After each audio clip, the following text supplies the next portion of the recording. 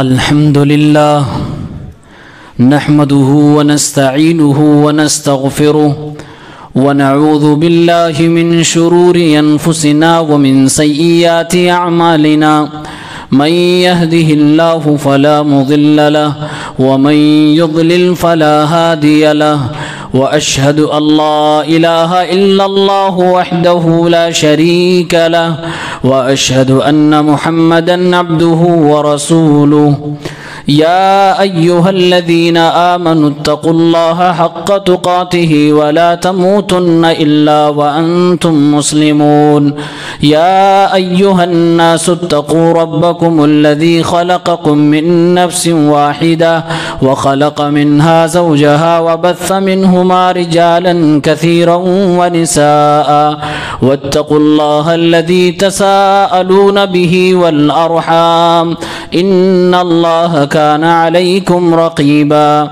يا أيها الذين آمنوا اتقوا الله وقولوا قولا سديدا يصلح لكم أعمالكم ويغفر لكم ذنوبكم ومن يطع الله ورسوله فقد فاز فوزا عظيما أما بعد فإن خير الحديث كتاب الله وخير الهدي هدي محمد صلى الله عليه وسلم وشر الأمور محدثاتها وكل محدثة بدعة وكل بدعة ضلالة وكل ضلالة في النار أعوذ بالله من الشيطان الرجيم بسم الله الرحمن الرحيم ألا إن أولياء الله لا خوف عليهم ولا هم يحزنون الذين آمنوا وكانوا يتقون۔ حاضرین مجلس، اسلامی بھائیوں، نوجوان ساتھیوں، عزیز بچوں، پردہ نشین ماں بہنوں، آج کے اس درس میں ہم اور آپ 3 مختلف ٹاپکس پہ گفتگو کریں گے اور تینوں بہت ہی حساس موضوع ہے۔ پہلا موضوع ہوگا عقیدہ ولا اور برا، اسلام میں دوستی اور دشمنی کرنے کا معیار، قواعد، ضوابط۔ دوسرا موضوع ہوگا اسلامی حکمراں اور بادشاہ، اسلامی اور غیر اسلامی قوانین و ضوابط پر عمل کرنا۔ تیسرا موضوع ہوگا ولی اللہ، اللہ کا ولی کون، ولایت، کرامت۔ ان تینوں موضوعات پر نہایت ہی اختصار کے ساتھ آپ کے سامنے کتاب و سنت کی روشنی میں گفتگو رکھی جائے گی۔ تو سب سے پہلا موضوع ہے عقیدہ ولا اور برا۔ ولا اور برا یہ عربی کا لفظ ہے۔ ولا کے معنی ہوتے ہیں دوستی، قربت، اور برا کے معنی ہوتے ہیں براعت، دوری۔ عقیدہ ولا اور برا یہ ایک ایسا عقیدہ ہے اور یہ مسلمانوں کے عقیدے میں شامل بات ہے کہ وہ دنیا میں کسی سے دوستی ابھی اگر کریں گے تو کس بنیاد پر کریں گے، اور اگر کسی سے دشمنی بھی کریں گے تو کس بنیاد پر کریں گے۔ ویسے تو ساری دنیا کے لوگ انسان ہیں اور انسانوں میں مسلمان ہیں، تو ہمارا اور آپ کا کیا تعامل ہوگا مسلمانوں کے ساتھ، مسلمانوں میں جو گمراہ ہو جائیں، بدعتی ہو جائیں ان کے ساتھ، جو غیر مسلمین ہیں ہمارے ساتھ رہتے ہیں ان کے ساتھ۔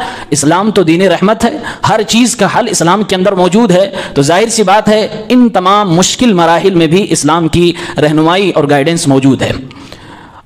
سب سے پہلے ہم سمجھتے ہیں کہ ولا اور برا کہتے کسے ہیں، تو اس کی تعریف کرتے ہوئے استاد محترم فقیہ مدینہ، جامعہ اسلامیہ مدینہ منورہ کے استاذ، لائق و فائق بلکہ عالمی دنیا کے کبار علماء میں جن کا شمار ہوتا ہے، فضیلۃ الشیخ سلیمان الرحیلی حفظہ اللہ، انہوں نے اس چیپٹر کو اور اس موضوع کو بڑی باریکی سے پڑھایا ہے۔ سوشل میڈیا پر آج یہ موجود بھی ہے، کتابی شکل میں بھی ہے۔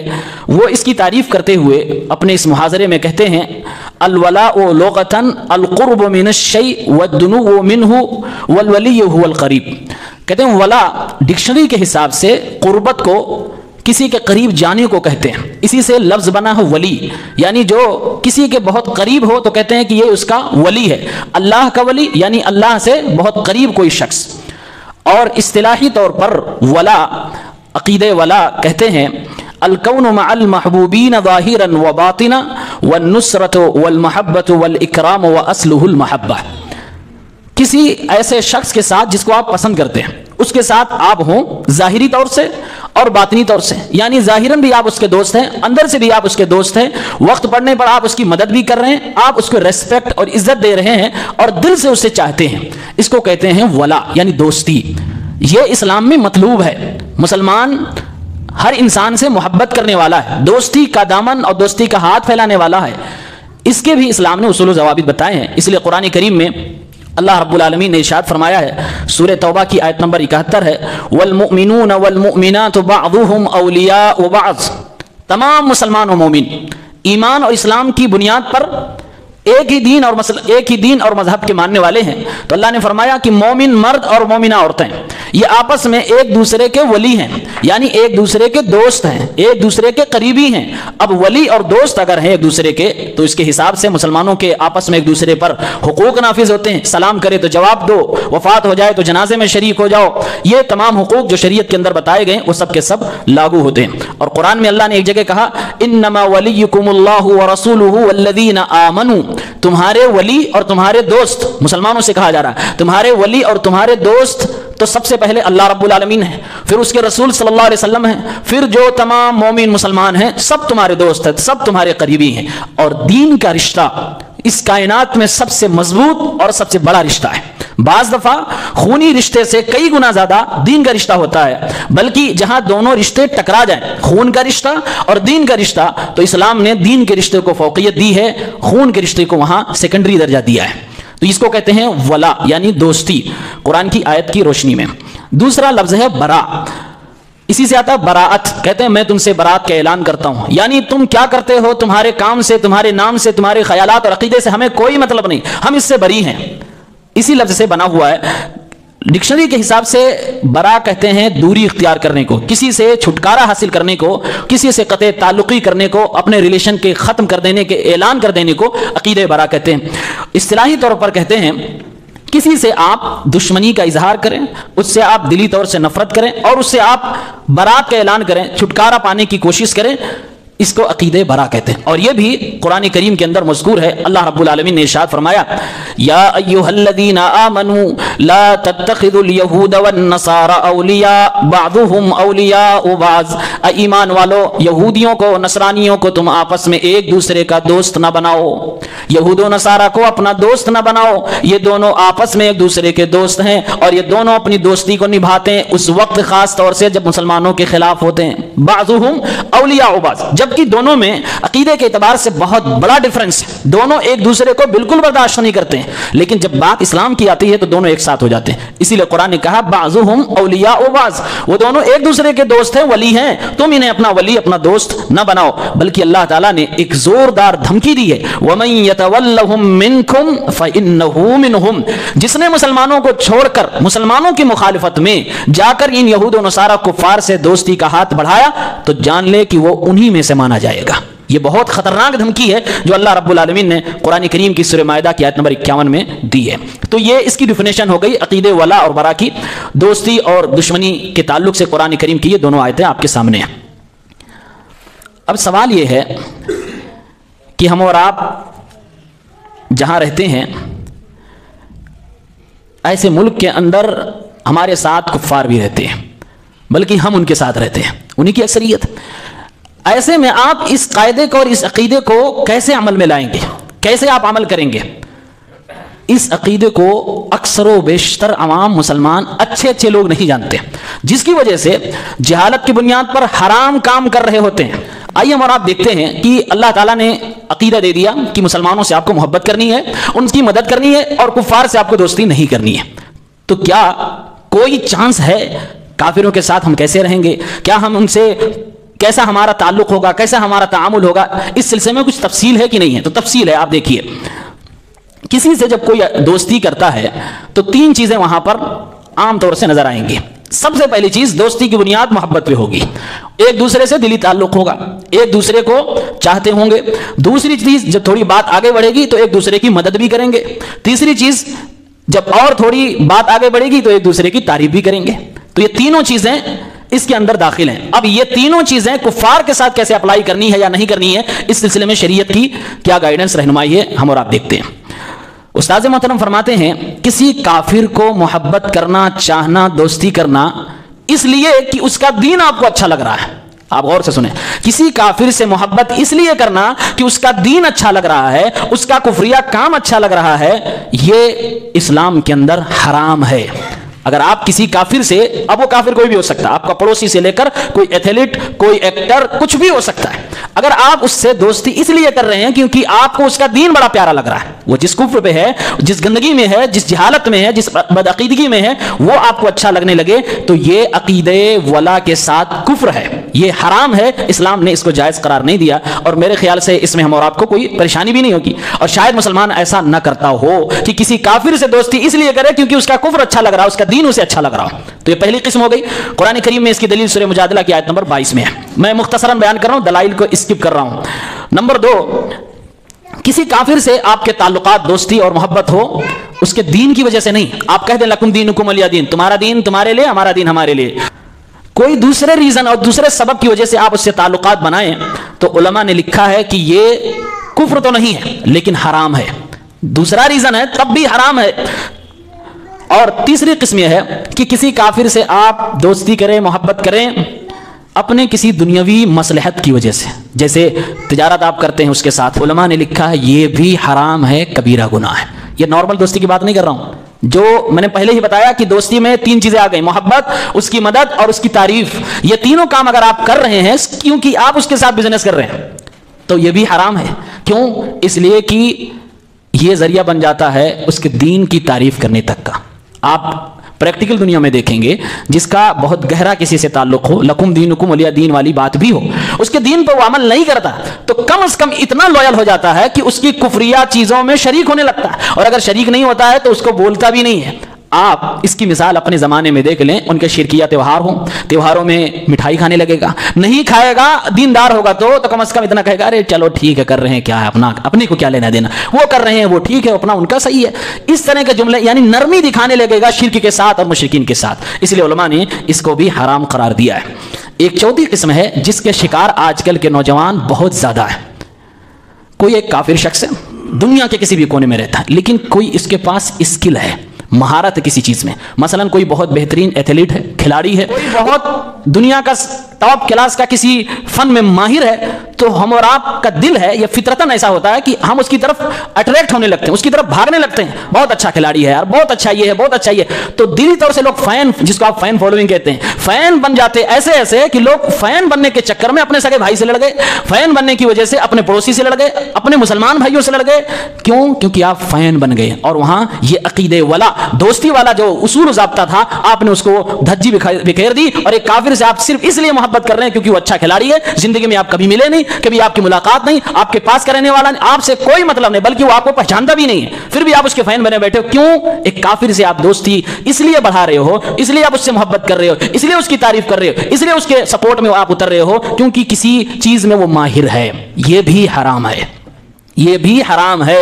آج کل کتنے ایسے نوجوان ہیں جو اس کے شکار ہیں، اس لیے میں نے شروع میں کہا نہ جانے کتنے حرام اس فیلڈ میں کام ہو رہے ہیں، پتہ بھی نہیں ہے کہ ہم حرام کچھ کر رہے ہیں۔ باقاعدہ میچ کے دنوں میں دیکھ لیجئے کیا نہیں ہوتا ہے، سٹے بازی ہوتی ہے، بولی لگائی جاتی ہے۔ بھائی کھیل کو کھیل کی طرح سے آپ دیکھیے، اگر علماء نے، جو بعض علماء نے جائز کہا بھی ہے کہ جس سے آپ کا کوئی فرض کام نہ چھوٹے، کوئی اہم کام آپ کا نہ چھوٹے، آپ تھوڑی دیر کے لیے اپنے مزاح کے لیے کر رہے ہیں تو بس اسی لیول تک رہیے، آپ کو اس میں سٹے بازی کرنے کی کوئی ضرورت نہیں، آپ کو ان کے لیے لڑنے کی کوئی ضرورت نہیں، آپ اس لیے لڑ رہے ہیں اس کے لیے کہ بہت اچھا کھلاڑی ہے۔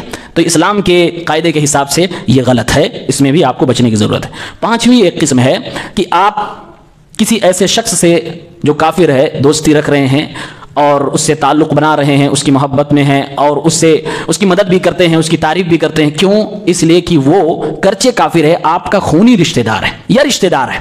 تو رشتہ دار اگر کوئی کافر ہو، یہ تھوڑی سی بات سمجھ سے ہو سکتا بار ہو، لیکن اس کو زیادہ سمجھ میں آئے گی جو کنورٹ ہوا، جس کے ماں باپ میں سے کوئی باپ کافر ہو یا ماں کافر ہو، یا جس نے کسی اہل کتاب سے شادی کر رکھی ہو، جیسے کوئی مسلمان کسی کرسچن عورت سے شادی کر رکھا ہو تو دو نان مسلم ہے نا، لیکن اب میاں بیوی بن گئے ہیں، اور اسلام میں جائز ہے کہ کوئی مسلم کسی کرسچن عورت سے شادی کر سکتا ہے، اسلام میں جائز ہے۔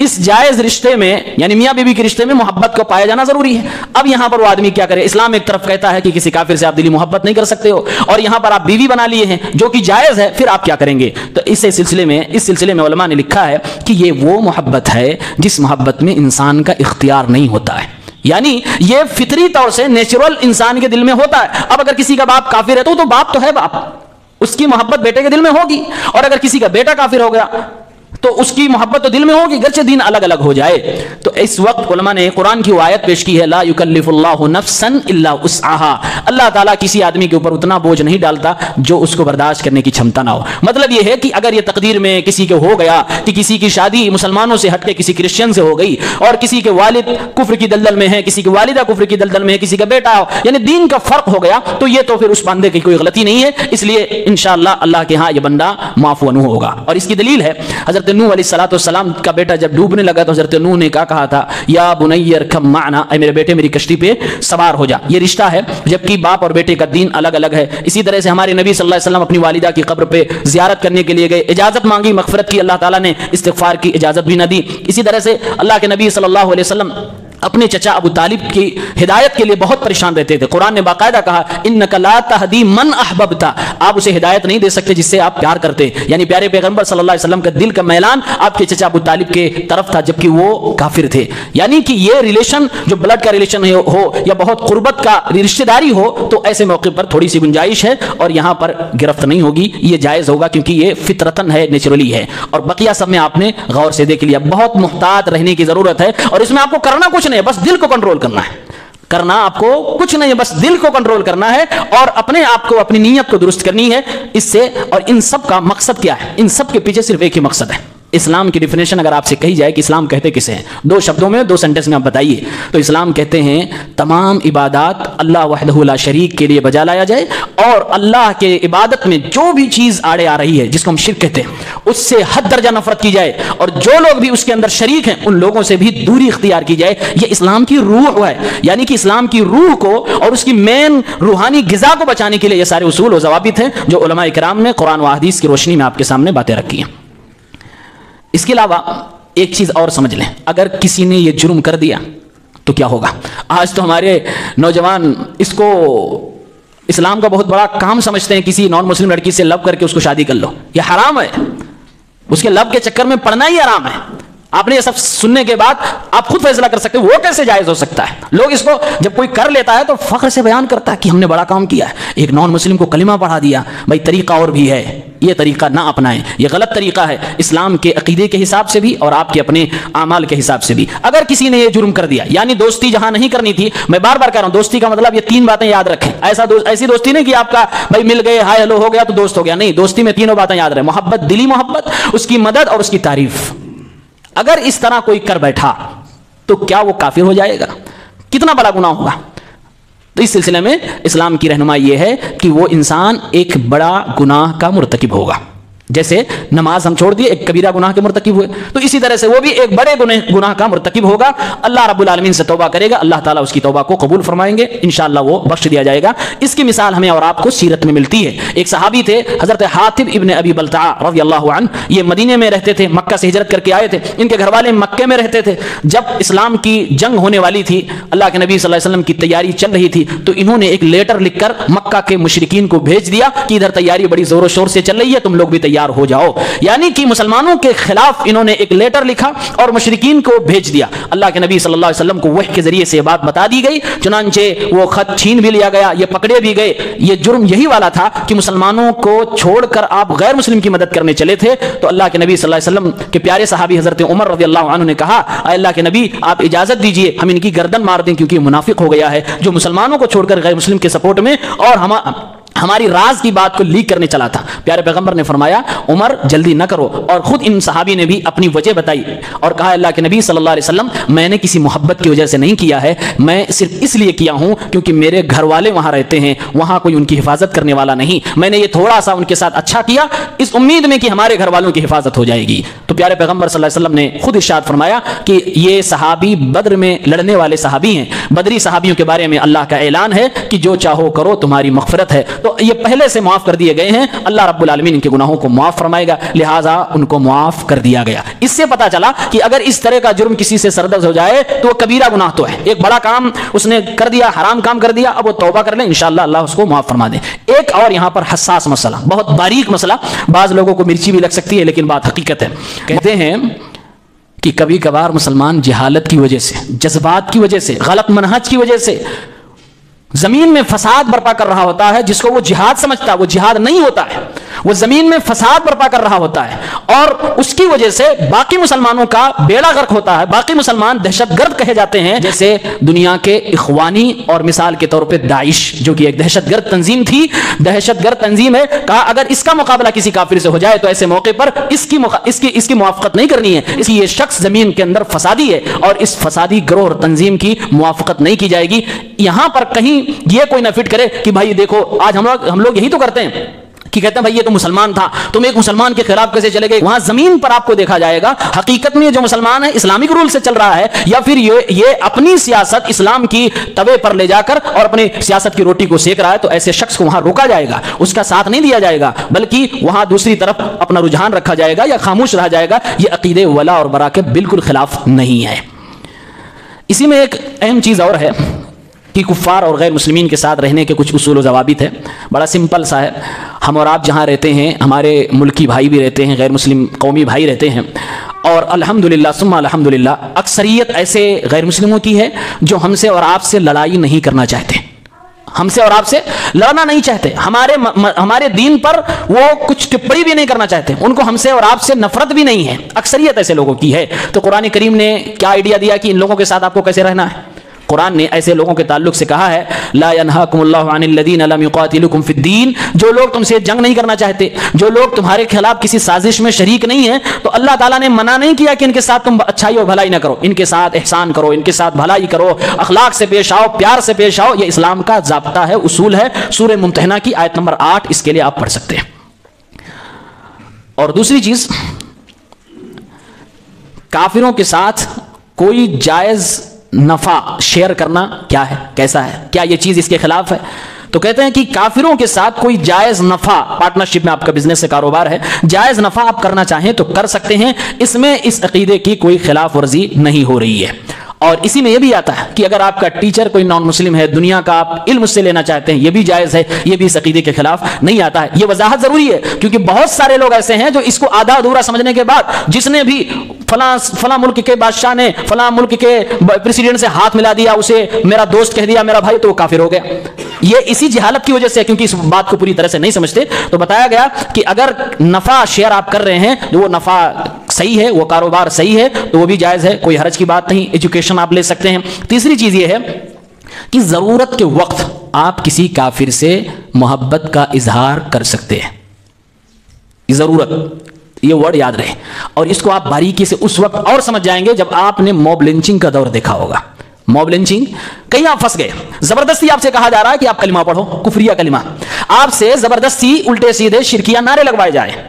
ऐसे मौके पर इस्लाम ने इजाजत दी है कि आप वहां कह सकते हैं, वहां आप उनसे प्यार के और मोहब्बत के, उनकी तारीफ में कुछ जुमले बोल सकते हैं, कोई हर्ज की बात नहीं। बस एक शर्त है कि वो बात दिल से नहीं निकलनी चाहिए। इल्ला मन उक्रिहा व क़ल्बुहु मुतमइन्नुम बिल ईमान, कुरान में सूरह अल इमरान के आयत नंबर 28 में अल्लाह ने कहा कि जिसको मजबूर कर दिया जाए तो कुफरिया कलिमा कह सकता है, अल्लाह ताला उस पर उसकी गिरफ्त नहीं करेगा। शर्त यह है कि उसका दिल ईमान से मुतमईन हो, उसका दिल ईमान पे जमा हो, दिल से वो कुफरिया कलिमे नहीं कहेगा।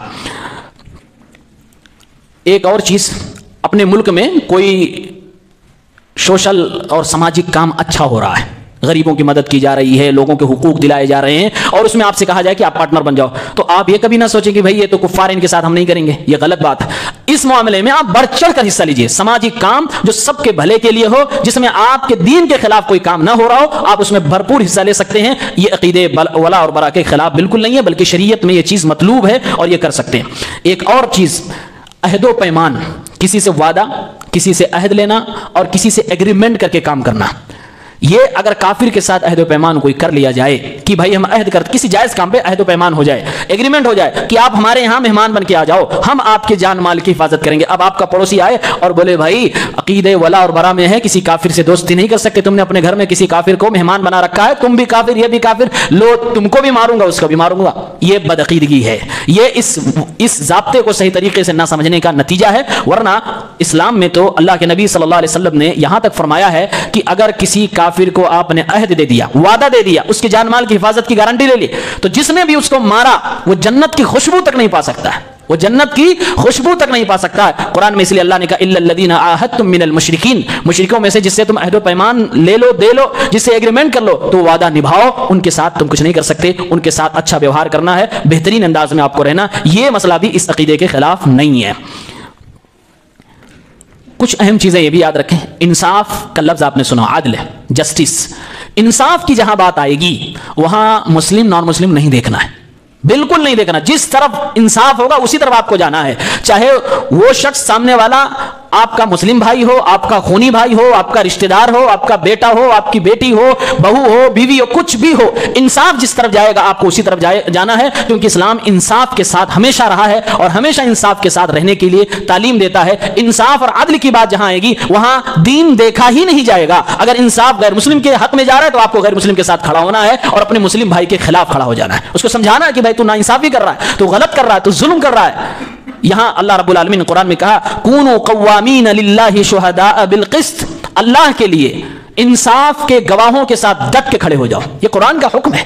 اور انصاف کی جب بات آتی ہے تو اللہ رب العالمین بھی نہیں دیکھتا کہ یہ اسلام کا ماننے والا چلو اس کو بچاتا ہوں، اللہ تعالیٰ وہاں ہمیشہ یہ دیکھتا ہے ظالم کون ہے، اور ہمیشہ ظالم کے اوپر اللہ کا عذاب آتا ہے اور انصاف کی طرف اللہ رب العالمین کی مدد آتی ہے۔ اس لیے ان اصول و ضوابط کو ہمیں اور آپ کو سمجھنا چاہیے، یہ تھوڑے سے سینسٹیو اور حساس مسئلے ہیں۔ خلاصہ یہ ہے کہ دل کو اپنے کنٹرول میں رکھیں، دل فیک نہ بنے، ہمیشہ اپنے جذبات کو کنٹرول میں رکھیں، زبان کو کنٹرول میں رکھیں، شریعت کا پاس و لحاظ ہمیشہ ہونا چاہیے، دماغ میں ہمیشہ توحید ہونی چاہیے اور شرک سے ہمیشہ براءت کا جذبہ ہونا چاہیے۔ دوسرا سوال ہے ولی کون ہوتا ہے، یہ بھی بڑا سینسٹیو مسئلہ، آپ لوگ شاید مجھ سے زیادہ بہتر اس بات کو سمجھتے ہیں ولی کون ہوتا ہے، وہ الگ بات ہے غلط سمجھتے ہوں گے۔ آپ کے دماغ میں ولی کا لفظ سنتے ہی کیا آتا ہوگا؟ بڑی بڑی داڑھی، بہترین جبہ قبہ، یہی سب آتا ہوگا، دو چار کرامت، لوٹا گھما دے، ہواؤں میں اڑ جائے، پانی پہ چل کے دکھا دے، یہی سب آ رہا ہوگا۔ قرآن کریم نے ولی کی ڈیفینیشن کی ہے، بہت سادھار اور سمپل، کوئی اس میں پیچیدگی نہیں ہے۔ اللہ رب العالمین نے ارشاد فرمایا الا ان اولیاء اللہ لا خوف علیہم ولا هم يحزنون، یاد رکھو اللہ رب العالمین کے اولیاء، اللہ کے دوست، لا خوف علیہم ولا هم يحزنون، ان کو نہ تو کوئی خوف ہے نہ تو کوئی غم ہے۔ اب اللہ کے دوست کون ہیں؟ اللہ تعالیٰ خود بتا رہا ہے الذین آمنوا وکانوا یتقون، جو ایمان لے آئے اور پھر اللہ سے ڈرنے والے ہو گئے، یہی اللہ کے ولی ہیں۔ آگے بتایا گیا جو نمازیں قائم کرتے ہیں، زکوٰۃ ادا کرتے ہیں، یعنی اسلام پہ چلنے والے۔ تو شارٹ کٹ میں ولی کون ہے؟ قرآن کی ڈیفینیشن کے حساب سے اللہ رب العالمین نے خود بتایا اللہ کا ولی وہ ہے، اللہ کا دوست وہ بندہ ہے جو ایمان والا اور تقوی والا ہے، یعنی پرہیزگار مسلمان ولی ہوتا ہے۔ جس کا ایمان جتنا زیادہ ہوگا وہ اتنا ہی اللہ کا بڑا ولی بندہ ہوگا، اور جس کا ایمان جتنا کم ہوتا جائے گا اس کی ولایت میں اتنا ہی کمی آتی چلی جائے گی۔ اب دنیا میں آپ کو کیا بتا رہی ہے کہ بھائی نہیں ولی ہونے کے لیے کوئی چمتکار، کوئی کرامات، کوئی شعبدہ بازی، کچھ الٹا سیدھا کر کے دکھانا۔ افسوس تو یہ ہے اس دور میں جو انتہائی زیادہ گندا رہتا ہو، جس کے کپڑے بالکل نہ صاف رہتے ہوں، بال وال کی ایسی تیسی بنا کے رکھا ہو، مہینوں جو نہ نہاتا ہو، اور جو پاگل ہو، مجنوں ہو، بجائے اس کے کہ اس کے اوپر اللہ کے نبی کی وہ حدیث پھٹ کی جائے کہ بھائی جو پاگل ہو گیا اس سے قلم اٹھا لیا جاتا ہے، اس کے گناہ اور ثواب کچھ نہیں لکھے جاتے ہیں، بجائے اس کے کہ یہ حدیث اس پہ پھٹ کی جائے، یہ بھولی بھالی عوام کہتے بھائی وہ تو ولی ہو گیا، اس کو ولی کا درجہ دے دیا جاتا ہے، وہ تو خود اللہ کے یہاں معاف ہے۔ قلم اس سے رفع القلم عن المجنون، مجنون سے، دیوانوں سے، پاگلوں سے اللہ تعالیٰ اپنے فرشتوں کے قلم اٹھوا لیتا ہے، ان کے نہیں لکھے جاتے ہیں کچھ، اور اس کو صوفیت کی دنیا میں ولی مان لیا جاتا ہے۔ اور پھر جب ولی ہو جاتا ہے پھر کیا کیا اس کے ساتھ ہوتا ہے ہمیں بتانے کی ضرورت نہیں ہے۔ یہ قرآن کی آیت جو ہم نے آپ کے سامنے پڑھی ہے، सूरह यूनुस की आयत नंबर 62 है। इस आयत की तफसीर में इब्न कसीर रहमहुल्लाह बड़ी प्यारी बात फरमाते हैं, आप सबको याद करने की ज़रूरत है। आज हम पे इल्ज़ाम भी है कि हम वलियों को नहीं मानते। हर ज़माने में जिसने भी इस आयत को पढ़ के बताया है कि अल्लाह का वली वो है जो ईमान वाला है, मुत्तकी है, यानी सारे मुसलमान जो नेक हैं, परहेजगार हैं, सब वली हैं। कहते थोक के भाव से वली मिलने लगे तो फिर बाकी मखसूस और रिजर्व वलियों की दुकान तो बंद, लिहाजा इनको कह दो वलियों के खिलाफ। ये औलिया को नहीं मानते भाई, मानते हैं कुरान की आयत में जो अल्लाह ने वली बताया, हम बहुत अच्छी तरह से उनको मानते और जानते हैं। इब्न कसीर रहमतुल्लाह फरमाते हैं इस आयत की तफसीर में, युखबिरु तआला अन्ना औलियाअहु हुमुल्लज़ीना आमनु व कानू यत्तक़ून। अल्लाह ताला तुम्हें बता रहा है, अल्लाह खबर दे रहा है कि अल्लाह के दोस्त और वली वो लोग हैं जो ईमान वाले हैं और तकवा इख्तियार करने वाले हैं। कमा फस्सरहुम रब्बुहुम, जैसा कि अल्लाह ने खुद बता दिया है कि ईमान और तकवा जिसके अंदर है वो वली है। फकुल्लु मन काना तक़िय्यन काना लिल्लाहि वलिय्या। इब्न कसीर के अल्फाज हैं, हर वो शख्स जो मुत्तकी है वो अल्लाह का वली है, हर वो शख्स जो परहेजगार है, मुसलमान है, वो अल्लाह का वली है। अब उसे बड़ी बड़ी जुब्बा कुब्बा दस्तार बांधने की कोई जरूरत नहीं, उसे कहीं चबूतरे पे बैठने की कोई जरूरत नहीं, उसे चमत्कार और करामत दिखाने की कोई जरूरत नहीं, उसे तावीज़ गंडे की दुनिया में बादशाह बनने की कोई जरूरत नहीं है। मुत्तकी और परहेजगार, दूसरे अल्फाज में ये कुरान और सुन्नत पर चलने वाला वली है। तीसरे अल्फाज में ये हर अहले हदीस वली है, क्योंकि कुरान और सुन्नत पे यही लोग असली तरीके से चलते, इल्ला माशाअल्लाह। हर अहले हदीस वली है कुरान की इस डिफिनेशन के हिसाब से। अब आगे आइए एक बात और जिक्र करते हैं। जब किसी को लोग वली मान लेते हैं तो उसके साथ क्या क्या होता है। लोग वली का कॉन्सेप्ट मानने के बाद ये सोचते हैं अब तो ये सूरज को रोक सकता है, 5:15 पे इसको डूबना है, ये अगर चाह लें तो 15 मिनट लेट में डूबेगा, यानी कायनात में तसर्रुफ कर सकता है। यह कॉन्सेप्ट वलियों के ताल्लुक से जिन लोगों ने भी बनाया है उनका कॉन्सेप्ट गलत है, यह बातिल अकीदा है।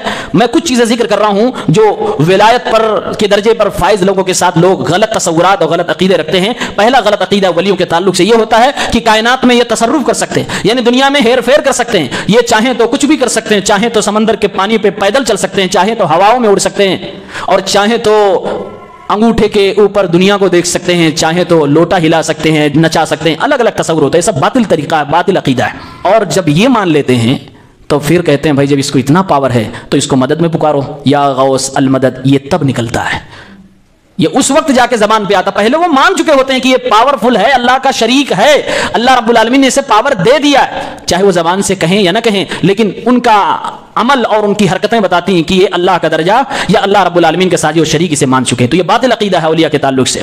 दूसरा अकीदा ये होता है कि औलिया को लोग मासूम समझने लगते हैं। मासूम क्या कि इनसे गलती नहीं हो सकती, इनसे गुनाह नहीं हो सकता। भाई नबियों के अलावा दुनिया में कोई मासूम नहीं है, दुनिया में कोई मासूम नहीं है, गलती सबसे हो सकती है, औलिया से भी हो सकती है, इसलिए उन्हें मासूम न समझा जाए। तीसरा बातिल अकीदा, लोग समझने लगते हैं ये वली है तो ये गैब की बात जानता है। अब जाके उसके पास मजबूर करेंगे, हमारे घर में चोरी हो गई जरा बताओ, अब उसको तो गैब का इल्म आता नहीं है। अगर वो ईमानदार सही में वली है जो कुरान ने बताया तो डांट के डपट के भगा देगा कि ये कौन सी बात हमसे पूछने चले आए। और अगर डुप्लीकेट वली है, औलियाउल्लाह नहीं औलियाउ शैतान में से अगर है वो, तो कहेगा ठीक है अंडा ले आओ, ले आओ, ले मुंह काट के बताता हूं मैं। फिर उसके बाद चोर की निशानदेही करेगा, आप जाओगे लड़ाई झगड़ा करोगे, फिर आखिर में जाके एक गैर मुस्लिम काफिर पुलिस वाला डंडा लेकर आपके मसले को सुलझाएगा, क्योंकि फिर वहां वली फेल हो जाता है। फिर उसके बाद एक बातिल अकीदा होता है कि इनके अंदर यह पावर होता है कि ये अपनी शक्लें बदल सकते हैं। यह भी सुना गया है, कहते हैं फलां वाली साहब फलां जगह शेर बन के आए थे, फलां के घर में बिल्ली बन के चले गए, कभी इनके घर में इस शक्ल में गए, एक ही वक्त में कई कई जगहों पे चले जाते हैं। ये सब औलिया के ताल्लुक से लोगों का बातिल अकीदा मौजूद है। इसी तरह से एक बातिल अकीदा यह पाया जाता है कि अगर बंदा वली हो गया तो इसके लिए अब जायज हो गया, जो चाहे जो करे, कुरान के खिलाफ करे, हदीस के खिलाफ करे, सब कुछ माफ है क्योंकि ये वली हो गया। अब यह भी बातिल अकीदा है, यह भी बातिल अकीदा है। और इसी तरह से जो लोग औलिया परस्ती में गुलू करते हैं, जिनको ये इल्म नहीं होता, तमीज नहीं होती कुरान हदीस और गैर कुरान हदीस की बातों में, वो ये समझते हैं कि ये वली है तो हम नहीं बन सकते वली, हम इनके चरणों में जाएंगे, इन पे चढ़ावे चढ़ाएंगे, हो सकता है ये मुझे भी वली बना ले। ये कॉन्सेप्ट होता है कि बड़ा जो वली है वो छोटों को बनाएगा तब ये बन सकते हैं, यानी विलायत की ठेकेदारी भी इनको मिल गई है। اب یہ کسی کو ولی بنائیں گے تب وہ بنے گا, ورنہ نہیں بنے گا. اسی طرح سے ایک عقیدہ یہ بھی پایا جاتا ہے, باطل عقیدہ, کہ جیسے نبیوں میں سب سے آخری نبی جو ہوتا ہے اسے خاتم النبیین کہتے ہیں, ایسے ولیوں میں آخری ولی ہوتا ہے جس کو خاتم الاولیاء کہتے ہیں, جبکہ ایسا کوئی کانسیپٹ اسلام نے نہیں دیا ہے. اور ایک عقیدہ یہ بھی پایا جاتا ہے کہ بھائی تم ولی کو نہیں مانتے, ہم جن کے اوپر چادر چڑھائے, چڑھاوا چڑھائے, سب کچھ ہم پوری عقیدت نچھاور کرتے ہیں, ہمارا دین سب کچھ یہی ہے, تم اس کے خلاف بولنے آئے ہو. ٹھیک ہے, میں کچھ ایسا کرتا ہوں کہ تمہارا علم ہمارے ولی صاحب چھین لیں گے, تم سے ہدایت چھین لیں گے. یہ بھی کانسیپٹ ہوتا ہے کہ یہ علم کسی کا چھین سکتے ہیں, کسی کی ہدایت چھین سکتے ہیں, اور کسی کی جائیداد میں یہ ڈاکہ بھی ڈلوا سکتے ہیں. یہ بھی ان کے ہاں یعنی مکمل اتھارٹی اور پاور والا ان کو مان لیا جاتا ہے. یہ تمام کی تمام چیزیں باطل عقائد جو اولیاء کے تعلق سے لوگوں نے پال رکھے ہیں, اس کا تذکرہ ہم نے کیا. ایک اہم بات ولی کے تعلق سے آپ کو یہ بھی جاننے کی ضرورت ہے, کیا ولی بننے کے لیے کرامت اور چمتکار کا ہونا ضروری ہے؟ کیا ایسی کوئی شرط ہے؟ قرآن میں جو اللہ نے بتایا اس میں تو ایسا کچھ نہیں ذکر کیا گیا, لیکن لوگ مانتے ہیں کہ بھائی ولی کیسا جب تک یہ کچھ الٹا سیدھا نہ کر پائے جو ہم لوگ نہیں کر سکتے. تو اس سلسلے میں علماء نے لکھا ہے کہ لا یشترط, کوئی شرط ایسی نہیں ہے کہ ولی بننے کے لیے آپ کو کرامت اور چمتکار دکھانا ضروری ہوگا. بس ایک ہی شرط ہے, تقوی. ایمان کے بعد تقوی. صحابہ کرام انبیاء کے بعد سب سے بڑی ولی تھے, لیکن بتاؤ صحابہ کرام میں سے کتنے صحابہ کرام نے چمتکار دکھائے, کتنے صحابہ کرام نے کرامت دکھائے؟ اب جب کرامت کی بات آتی ہے تو بولتے ہوئے تھوڑا سا یہ بھی ڈر محسوس ہوتا ہے. ابھی اگلا الزام آئے گا, دیکھو یہ کرامت بھی نہیں مانتا ہے. بھائی مانتے ہیں کرامت. کرامت کے سلسلے میں لوگوں کی تین رائے ہیں. ایک طبقہ ہے جس کو اشاعرہ کہتے ہیں, جیسے نبی معجزے پہ معجزے دکھاتا تھا ویسے ولی بھی جب چاہے جب کرامت دکھا سکتا ہے, بغیر کسی حد اور لمیٹیشن کے ولی کرامت دکھا سکتا ہے, اور یہ باطل عقیدہ ہے, یہ غلط تصور ہے. دوسرا کانسیپٹ ہے معتزلہ کا, وہ کہتے ہیں کرامت نام کی کوئی چیز نہیں ہوتی, چمتکار نام کی کوئی چیز ہوتی ہی نہیں. اور یہ وہ لوگ ہوتے ہیں جو عقل پرست ہوتے ہیں, کیونکہ ان کو عقل سے جب بات سمجھ میں آئے گی تبھی مانیں گے ورنہ نہیں مانیں گے. تو ہم تو معتزلہ بالکل نہیں ہیں, ہم کرامت کو مانتے ہیں, لیکن یہ لوگ کیا کہتے ہیں کرامت کوئی چیز نہیں ہوتی ہے. تیسرا کانسیپٹ جو ہے وہ صحیح ہے, جو ہمارا اور آپ کا ہے, وہ یہ ہے کہ اللہ کے نیک بندوں کے ہاتھوں اللہ رب العالمین جب چاہتا ہے اپنی مرضی سے کسی کرامت کا ظہور کر دیتا ہے, لیکن وہ کرامت نبیوں کے معجزے کے درجے کے برابر کبھی نہیں پہنچ سکتی ہے, نبیوں سے نیچی ہوگی. اور یہ کانسیپٹ, یہ تصور صحیح ہے, یہی اہل سنت والجماعت کا عقیدہ ہے.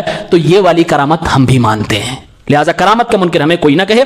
تو ولی بننے کے لیے کرامت کی شرط نہیں ہے. کیا شرط ہے؟ کہ وہ تقوی والا ہو, پرہیزگار ہو, اور جو بھی اللہ کا بندہ اللہ کا ولی ہوگا اس سے کوئی کرامت اگر ظاہر ہوئی ہوگی تو تین شرطیں اس کے لیے.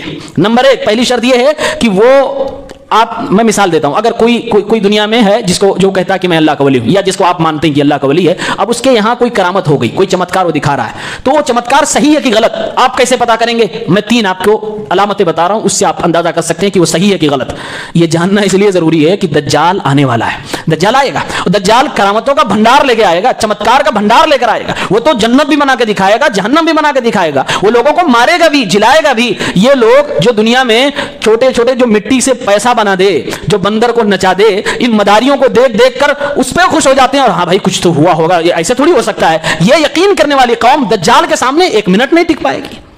ایمان لوہے سے زیادہ مضبوط کرنا ہوگا. تو علماء نے لکھا تین شرط ہے, اگر کسی سے کرامت کا ظہور ہوا تو صحیح کی غلط. تین شرط. پہلی شرط یہ ہے کہ جس کے ہاتھوں وہ ہوا ہے وہ ایمان والا, متقی, پرہیزگار ہونا چاہیے. اگر فریبی ہے, مجنون, پاگل, دیوانہ, گندا اور شرابی, کبابی, نماز روزوں سے کوسے دور ہے, تو جان لیجئے کہ وہ فراڈ ہے, وہ چمتکار, وہ کرامت تو نہیں ہو سکتی ہے, وہ شیطان کی مدد سے جو بھی کیا ہوگا. دوسری شرط یہ ہے کہ کبھی بھی جو سچ میں اللہ کا ولی ہوگا وہ دعویٰ نہیں کرے گا میں اللہ کا ولی ہوں. یہ بہت بڑی علامت ہے, اور یہ لوگ پرچار کرتے ہیں میں اللہ کا ولی ہوں, پمفلٹ لگائیں گے میں اللہ کا ولی ہوں, کیونکہ دکان چلانی ہے. تیسری علامت یہ ہے جو بھی کرامت اور چمتکار ظاہر ہو رہی ہے وہ قرآن و حدیث کی تعلیمات کے خلاف بالکل نہ ہو, تعلیمات کے خلاف بالکل نہ ہو. اللہ کے ولی کے لیے ضروری ہے قرآن و سنت کا جاننے والا ہو. میں ایک اس پر واقعہ بتاتا ہوں. فضیل ابن عیاض ہمارے اسلاف میں سے ایک بڑے سلف گزرے ہیں, وہ ابو میسرہ مالکی ایک فقیہ کا تذکرہ کرتے ہوئے کہتے ہیں کیوں ایک انسان کو ضروری ہے کہ قرآن و حدیث کا علم. کہتے ہیں کہ وہ شخص مسجد میں بیٹھے تھے اور کتاب و سنت کے مطالعے میں غرق کے اسلام کی کتابیں پڑھ رہے تھے, مسجد میں ممبر کے پاس بیٹھے. اچانک ممبر سے کچھ کھٹ پھٹ کی آواز آتی ہے. ممبر اس زمانے میں لکڑی کا ہوا کرتا تھا. کھٹ پھٹ کی آواز آتی ہے, ان کی نظر ممبر کی طرف جاتی ہے, دیکھتے ہیں ممبر سے ایک روشنی نکلی, ممبر سے ایک روشنی نکلی, اور پھر اس روشنی سے آواز آتی ہے کہ میرے نور سے اپنے چہرے کو روشن کر لو، انا ربکل اعلی، میں تمہارا رب ہوں، میرے نور سے اپنے چہرے کو روشن کر لو، میں تمہارا رب ہوں۔ کس نے کہا؟ وہ جو روشنی نکلی اس سے آواز آئی۔ ابو میسرہ مالکی رحمہ اللہ جو کتاب و سنت کے جانکار تھے، فوراً پلٹ کر جواب دیتے ہیں، اذهب یا لعین وعلیک لعنت اللہ، اے ملعون راندے درگاہ شیطان، چل یہاں سے نکل، تیرے اوپر اللہ کی لعنت برسے۔ فوراً انہوں نے پلٹ کر اس کو شیطان کہا، ملعون کہا۔ آج کے لوگ ہوتے تو کیا ہوتے ہیں؟ میرے ساتھ تو یہ ہو گیا، اگلے دن سے ان کی دکان چل پڑتی ہے۔ کیسے پتا چلا ان کو کہ یہ شیطان ہے؟ کوئی بتا سکتا ہے؟ کتاب و سنت کا علم کیوں ضروری ہے شیطانی ہتھ کنڈوں سے بچنے کے لیے؟ ان سے پوچھا گیا آپ کو کیسے پتا چلا؟ تو انہوں نے بتایا قرآن میں اللہ رب العالمین نے صاف فرمایا ہے دنیا کی نگاہ سے اللہ کو نہیں دیکھا جا سکتا۔ یہ کیسے کہہ رہا میں تمہارا رب ہوں، میرے سامنے بیٹھا ہے؟ اس کا مطلب یہ کہ شیطانی ہے، واضح۔ تو یہ علم آپ کو جب ہوگا کہ قرآن و سنت کا علم آپ کے پاس ہوگا کہ دنیا کی نگاہوں سے اللہ کو نہیں دیکھ سکتے، اللہ ہمارے سامنے نہیں آئے گا، تب اس طرح کی اگر کوئی حرکت کرامت و چمتکار کے نام پہ کرے گا تو آپ فوراً سمجھ جائیں گے شیطان ہے۔ اسی طرح سے عبد القادر جیلانی پیرانی پیر کے حوالے سے ایک واقعہ ہے کہ وہ ایک بار بہت سخت پیاسے تھے، پیاس لگی تھی، اچانک آسمان ان کے سر کے اوپر ایک بادل آتا ہے اور تھوڑی سی بارش ہونے لگتی ہے جس سے ان کی پیاس بجھ جاتی ہے۔ بادلوں سے آواز آتی ہے، پیاس بجھا لو جیلانی صاحب، انا ربک احللت لک المحرمات، میں تمہارا رب ہوں اور جاؤ آج سے تمام حرام چیزیں بھی تمہارے لیے میں حلال کرتا ہوں۔ انہوں نے بھی پلٹ کے وہی جواب دیا کہ اللہ کے ملعون بندے میری نگاہوں سے دور ہو جا، تو شیطان ہے، تو ابلیس ہے۔ لوگوں نے پوچھا آپ کو کیسے پتا چلا کہ یہ ابلیس ہے؟ کہا کہ اللہ رب العالمین نے ایک بار شریعت کو اتار دیا ہے، حلال و حرام بتا دیا، میرے لیے الگ سے شریعت آئے گی کیا کہ جو حرام پہلے تھی اب میرے لیے حلال ہو جائیں گی؟ ظاہر سی بات ہے ابلیس سے، شیطان ہے۔ اس لیے جاننا ضروری ہے کہ آپ کتاب و سنت کا علم کتنا گہرا رکھتے ہیں۔ اور افسوس تو یہ ہے آج کے اکثر وہ لوگ جو ولایت کی کرسی پر بیٹھے ہیں، میں کسی کو خاص نہیں کر رہا، اکثر وہ لوگ قرآن و سنت کے علم سے کوسوں دور ہوتے ہیں۔ لہٰذا اس باب میں بھی ہمیں محتاط ہونے کی ضرورت ہے۔ آخری سوال اور آخری مسئلہ اسلامی بادشاہوں کا اور حکمرانوں کا، یہ بھی بڑا سینسٹیو اور حساس مسئلہ ہے۔ انڈیا میں بیٹھ کر لوگ سعودی کے بادشاہ کو کافر کہتے ہیں، دنیا بھر کے اسلامی بادشاہوں کے اوپر کفر کا لیبل لگاتے ہیں، اور خود کی اپنی زندگی میں اسلام نافذ نہیں ہوتا، خود کے گھر میں اسلام کے قانون ضابطے احکام نافذ نہیں ہوتے، لیکن کفر کا لیبل یہاں سے آن لائن وہاں تک پہنچ جاتا ہے۔ صبح و شام کہتے ہیں سارے عرب کے لوگ برباد ہو گئے، سب ستیہ ناس ہو گئے، سب عیاش ہو گئے، کافر ہو گئے، دنیا میں کہیں اسلام نہیں، کہیں اسلامی حکومت نہیں، یہ لوگ نعرہ ہی لگاتے رہتے ہیں۔ ایسے لوگوں کو پتہ ہی نہیں ہے اسلامی حکمراں کے تعلق سے اللہ رب العالمین نے کیا کہا ہے۔ آئیے 5 شرعی حقوق اسلامی بادشاہوں کے تعلق سے قرآن و سنت نے ہمیں اور آپ کو کیا دیا ہے۔ اگر کوئی اسلامی بادشاہ ہے تو اسلام کی تعلیم ہے کہ اس بادشاہ کا یہ حق ہے، اور یہ حق شریعت نے دیا ہے کہ اگر وہ امامت کرائے تو اس کے پیچھے آپ کو نماز پڑھنی ہے۔ وَإِن كَانَ فَاجِرًا، گرچہ وہ گنہگار ہو، گنہگار فاجر اس کو کہتے ہیں جو کسی بڑے گناہ کا مرتکب ہو، کبیرہ گناہ کرنے والا اگر ہے وہ بادشاہ، پھر بھی اگر مصلی پہ کھڑا ہو جائے، جب تک وہ کافر نہیں ہوا ہے تب تک اس کی نماز صحیح ہوگی۔ اگر وہ مصلی پہ کھڑا ہو جائے تو آپ کو اس کے پیچھے نماز پڑھنی ہوگی، یہ اسلام نے اس کو یہ حق دیا ہے۔ اور ایک رول ہے، جس شخص کی اپنی نماز صحیح ہوگی وہ امامت کرا سکتا ہے۔ یہ باریکی سے آپ سمجھ لیجئے، اور یہ اصول اگر آپ جانتے ہیں تو بڑی آسانی سے آپ کو یہ پتہ چل جائے گا کس کے پیچھے نماز ہوتی ہے۔ یہ بھی پروپیگنڈا ہوتا ہے، اس کے پیچھے نہیں ہوتی، اس کے پیچھے نہیں ہوتی۔ جس کی اپنی نماز صحیح ہوگی وہ امامت کرائے تو اس کی بھی نماز صحیح ہوگی، مقتدیوں کی بھی صحیح ہوگی۔ یہ الگ بات ہے کہ اچھا آدمی کرائے تو افضل ہے، اچھی بات، لیکن جہاں تک ہونے کی بات ہے تو ہو جائے گی۔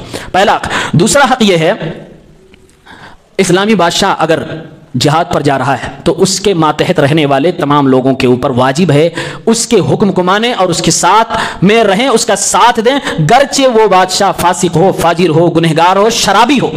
آپ غور سے سنیں، تب بھی اسلام نے کہا ہے، اللہ کے نبی صلی اللہ علیہ وسلم کی حدیث ہے کہ آپ کو اس کا ساتھ دینا ہے، اور اس سلسلے میں حدیث بھی ہے، میں دلائل اسکپ کر رہا ہوں۔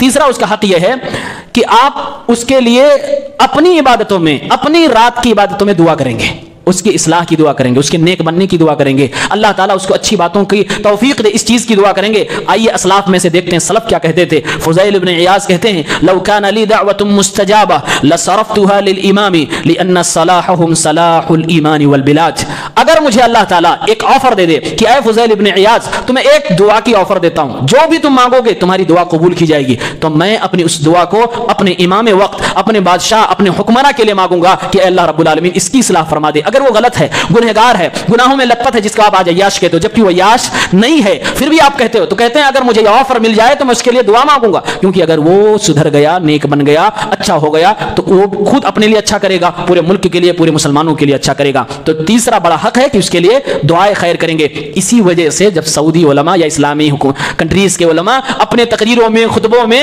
ان بادشاہوں کے لیے دعا کرتے ہیں تو ان بیچاروں کو بڑی مرچی لگتی ہے, جبکہ یہ حدیث پر عمل کر رہے ہیں, یہ اللہ کے نبی صلی اللہ علیہ وسلم کی بتائی ہوئی تعلیمات پہ عمل کر رہے ہیں. یہ کہا گیا کہ ان کے لیے آپ دعا کرو, اور وہ دعا کرتے ہیں تو کہتے ہیں بھائی دیکھو یہ تو درباری ملا ہو گیا. اس کے بعد چوتھا حق یہ ہے کہ اگرچہ آپ اپنی آنکھوں سے دیکھ رہے ہو وہ بادشاہ نا انصافی کر رہا ہے یا کوئی غلط کام کر رہا ہے, حرام کام میں ملوث ہو گیا ہے, پھر بھی آپ کو اجازت نہیں ہے کہ آپ تلوار لے کر اس کے خلاف نکل پڑے ہیں. یہ اسلام نے منع فرمایا ہے. جب تک آپ کوئی صریح کفر نہ دیکھ لیں کہ اب یہ کافر ہو گیا, کفر ہے, اور آدمی کب کافر ہوتا ہے یہ علماء کا طبقہ کرے گا. اگر کفر بواح اور صریح کفر آپ دیکھ لیں, پھر بھی آپ کو وہاں دیکھنا ہوگا, اگر میں تلوار لے کر نکلوں 150 لوگوں کو تو ہم مارے جائیں گے کہ اس کو کچھ افیکٹ پڑے گا. اگر اس کو کچھ اثر پڑ رہا ہے تو آپ کا نکلنا وہاں پر گنجائش مانی جائے گی. اگر آپ خود مارے جا رہے ہیں تو آپ کو وہاں بھی چپ چاپ بیٹھ جانا ہے, کیونکہ یہاں پر آپ کا دماغ کام کرے گا کہ آپ کون سا بڑا نقصان ہے. بڑا نقصان یہ ہے کہ اپنا بھی مارے جائیں, 100 لوگوں کو مروا دیں, یا پھر یہ نقصان برداشت کے قابل ہے کہ چلو بھائی وہ گڑبڑ ہے تو گڑبڑ رہنے دیں, کم سے کم ان 100 لوگوں کی جان تو بچ جائے گی. اب آج لوگوں کا المیہ کیا ہے, آج خوارج کے منہج پر لوگ چل رہے ہیں. خوارج کا منہج کیا ہے کہ اگر کوئی انسان شراب پی لے تو کافر ہو گیا, جھوٹ بول دے تو کافر ہو گیا, نماز چھوڑ دے تو کافر ہو گیا, کوئی بھی کبیرہ گناہ چھوٹا سا کر دے تو کافر ہو گیا. اور یہ چیز وہ اپلائی بادشاہوں کے اوپر ضرور کرتے ہیں, چاہے عوام پر کرے یا نہ کرے, اپنے اوپر کرے یا نہ کرے, بادشاہوں کے اوپر ترنت فٹ کر دیتے ہیں. بھائی وہ بھی انسان ہے, جب آپ وہی گناہ کر کے نہیں کافر ہو رہے ہو, وہ کیسے کافر ہو گیا؟ یہ تو ناانصافی ہے, سراسر ناانصافی ہے. اور پانچواں حق اس کا یہ ہے کہ جو بھی اس کے ماتحتی میں رہنے والے لوگ اس کے خلاف بغاوت کریں, آپ کے اوپر اسلام کی, قرآن کی آیتوں سے یہ فرض عائد ہوتا ہے کہ آپ ان باغیوں کے خلاف کھڑے ہو جائیں اپنے اس حکمراں کی تائید میں اور سپورٹ میں. قرآن کریم میں اللہ تعالیٰ نے سورہ حجرات میں یہ تعلیم دی ہے. ان کو سمجھاؤ, مسلمانوں مل کر سمجھاؤ کہ بادشاہ کی فرمانبرداری کرو, اطاعت کرو. نہیں مانتے ہیں, لڑائی پہ اتارے ہیں تو لڑائی بھی کرو, لیکن ان کو سمجھاؤ یہ اسلامی بادشاہ کا حق ہے, اور یہ حق ہم اور آپ نہیں چھین سکتے, کیونکہ ہمارے پیغمبر جناب عربی محمد الرسول اللہ صلی اللہ علیہ وسلم نے یہ حق دیا ہے, قرآن و سنت نے یہ حق دیا ہے. اس لیے ہم اور آپ کو سمجھنا چاہیے. مسلمانوں کو کس چیز کے ساتھ فیصلہ کرنا چاہیے؟ ہمیشہ مسلمانوں کو قرآن و سنت کی روشنی میں فیصلہ کرنا چاہیے. اگر ہم اور آپ مسلمان ہو کر اپنے فیصلے قرآن و سنت کے علاوہ کسی اور چیز سے کرتے ہیں تو جان لیجئے اللہ کے نبی صلی اللہ علیہ وسلم فرماتے ہیں اللہ تعالیٰ ایسے مسلمان قوم کو آپس ہی میں لڑا دیتا ہے. سنن ابن ماجہ کتاب الفتن حدیث نمبر 4019, اللہ کے نبی صلی اللہ علیہ وسلم فرماتے ہیں وما لم تحكم ائمتهم بكتاب الله ويتخيروا مما انزل الله الا جعل الله بأسهم بينهم. جب مسلمانوں کے ائمہ, حکمراں, علماء اللہ کی کتاب سے فیصلہ کرنا چھوڑ دیں اور جو اللہ نے نازل کیا ہے, یعنی اپنے پیغمبر صلی اللہ علیہ وسلم کی صحیح حدیثیں, اللہ رب العالمین کی کتاب کو سامنے رکھنا چھوڑ دیں, اس سے فیصلہ کرنا چھوڑ دیں, الا جعل الله بينهم بأسهم, تو اللہ تعالیٰ انہی کے درمیان بوال پیدا کر دیتا ہے, فتنے ہوتے ہیں, آپس میں لڑنے لگتے ہیں. آج مسلمان اسی کا شکار ہے, کیونکہ لوگوں کو اب قرآن و حدیث کی پرواہ نہیں رہی. اب لوگ اپنی منمانیاں کر رہے ہیں, اب لوگ اپنے بارے میں سب کچھ سوچ رہے ہیں, جہاں اپنا مفاد, اپنا فائدہ ہوتا ہے وہیں وہ اپنی گاڑی موڑ کر لے جا رہے ہیں. اللہ اس کے رسول کی آیتوں کا اور نصوص کا کوئی خیال نہیں کیا جا رہا ہے. اور اللہ کے فضل و کرم سے یہ کتاب جو آپ کے سامنے پچھلے 1 سال سے پڑھی جا رہی تھی اور اس پر مختصر تعلیق اور شرح کی جا رہی تھی, وہ آج مکمل ہوئی. مسلمانوں کا عقیدہ قرآن و سنت کی روشنی میں یہ بہت ہی بہترین چھوٹی کتاب تھی. آپ کے سامنے میں نے تقریباً یہ آج 12واں مہینہ تھا, یعنی 1 سال مکمل ہو گئے اس کتاب کو شروع کیے ہوئے, اور آج یہ اختتام کو پہنچی ہے اللہ کے فضل و کرم سے. اللہ رب العالمین سے دعا ہے پروردگار عالم ہم سب کے عقائد کی اصلاح فرمائے. ہم سب نے جو پڑھا سنا سمجھا ہے پروردگار عالم ہمیں اس پہ عمل کرنے کی توفیق دے, اور وہ بھائی جن کو ان چیزوں کا علم نہیں تھا ان کو ان چیزوں کا علم ہو جائے, انہیں اس پر رسوخ حاصل ہو جائے, اور وہ دوسروں تک بھی اس صحیح علم کو پہنچانے کی کوشش کریں. الہ العالمین ہمیں اس کی توفیق عنایت فرما.